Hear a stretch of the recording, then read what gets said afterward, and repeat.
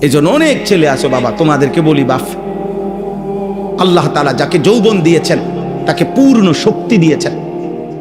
মানুষের শরীরের সুস্থতা, সকালের সূর্য উঠে তেজ কম থাকে, বিকালের সূর্য ডুবে তেজ কম থাকে, দুপুরের সূর্য প্রখর প্রচন্ড তেজ থাকে। এজন্য শিশুকাল, তার যৌবন আসতেছে, এজন্য শিশুকাল দুর্বল। আবার বৃদ্ধকাল, তার যৌবন শেষ হয়ে যাইতেছে, এজন্য দুর্বল। এই জন্য যৌবন দুপুরের সূর্যের মতো, যেখানে প্রচন্ড তেজ থাকে, শক্তি থাকে, হিম্মত থাকে।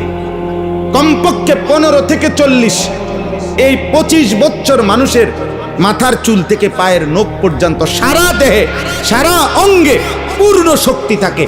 চোখে পূর্ণ শক্তি, কানের পূর্ণ শক্তি, নাকের পূর্ণ শক্তি, বিবেকের পূর্ণ শক্তি, খাবারের পূর্ণ চাহিদা, লজ্জাস্থানের পূর্ণ চাহিদা, পায়ের পূর্ণ শক্তি, সবকিছু শতভাগ পূর্ণ মাত্রায় আল্লাহ তাআলা যৌবনকালে দেয়। এজন্য বুদ্ধি, বিবেক, বিবেচনা, অনুভূতি, উপলব্ধি, পরিকল্পনা, ইচ্ছা, উদ্যম, সাহস, হিম্মত সবকিছু যৌবনেই করতে হয়। এটাই নিয়ম, এটাই নিয়ম। রাখো রাখো, এটাই নিয়ম। এই যৌবন সুন্দর সময়টা, 18 বছরের ছেলে 6 ঘন্টা 8 ঘন্টা ব্যয় করে দিলা মোবাইল টিপতে টিপতে, তো জীবন গড়বা কেমন? পৃথিবীও যদি কেউ সুন্দর করতে হয়, আখেরাত, দুইটাই, তাহলে যৌবনের সময় গোল্ডেন টাইম, গোল্ডেন পিরিয়ড, সোনালী সময়।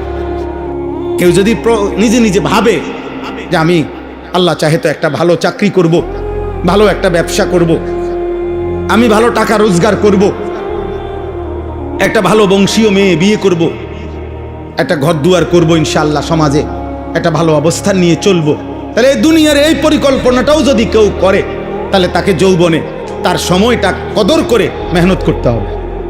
আবার সে যদি ভাবে আমি জাহান্নাম থেকে বাঁচবো, ডান হাতে আমল নামা নেওয়ার চেষ্টা করব, মিজানের পাল্লায় আমার নেকি যেন ভারী হয়, আমি চেষ্টা করব ফুলসেরাত যেন বিজলির গতিতে পার হইতে পারি, আমি চেষ্টা করব, তাহলে এর জন্য জাহান্নাম থেকে বাঁচা, জান্নাতে যাওয়া, খোদার কসম যৌবনেই চেষ্টা করতে হবে। 60 বছর বয়সে তো আর দুর্বলতার সময়, এই সময় তো কুলাইয়া পারে না, উনি একটা করলে আরেকটা ধরতে পারে না।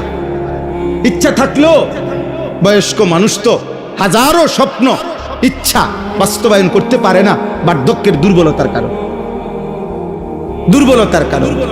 মন তো অনেক কিছু তখন চায়,